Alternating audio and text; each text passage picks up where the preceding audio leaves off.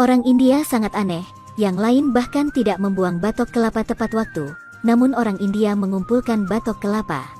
Jadi mengapa orang India mengumpulkan batok kelapa? Untuk apa mereka menggunakan batok kelapa? Mari kita tunggu dan lihat mengapa orang India ingin mengumpulkan batok kelapa.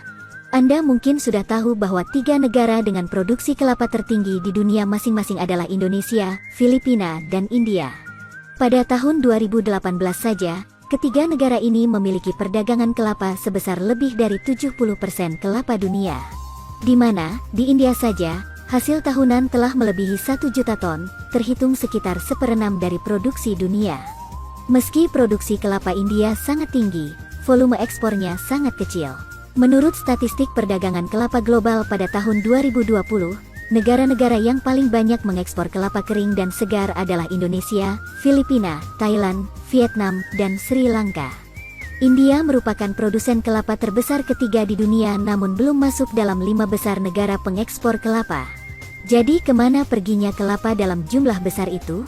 Beberapa dari mereka digunakan oleh orang untuk makan, beberapa bagian lainnya digunakan untuk membuat produk sampingan lainnya seperti minyak kelapa, kelapa kering, santan, dan kemudian dijual ke AS.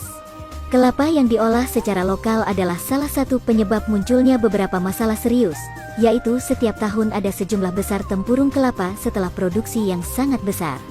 Karena batok kelapa cukup kokoh, sulit terurai secara alami dalam waktu singkat, sehingga jumlah batok kelapa semakin menumpuk. Ketika TPA tidak bisa lagi menampungnya, orang India akan membakarnya. Bahkan, tidak hanya India, tetapi tingkat penggunaan tempurung kelapa dunia kurang dari 25%. Software tempurung kelapa dibuang begitu saja seperti sampah. Selain itu, setiap tahun India membakar batok kelapa dalam jumlah besar tanpa menggunakannya. Sehingga orang India mempertimbangkan untuk menggunakan batok kelapa. Anda mungkin tidak tahu, dalam batok kelapa memiliki kandungan serat yang sangat kaya, yang terlihat sangat mirip dengan serat rami. Tetapi produksi benang rami India menyumbang lebih dari 50% dunia. Pabrik benang rami India tidak hanya besar jumlahnya, tetapi juga memiliki pengalaman yang kaya. Dengan demikian, produksi sabut memiliki keunggulan khusus. Jadi orang India memanfaatkan keuntungan itu secara menyeluruh. Pertama-tama masukkan batok kelapa ke dalam penghancur untuk bisa memisahkan batok dan sabutnya. Kelapa eboni bisa langsung dijadikan pupuk organik, sedangkan sabutnya masih perlu diolah.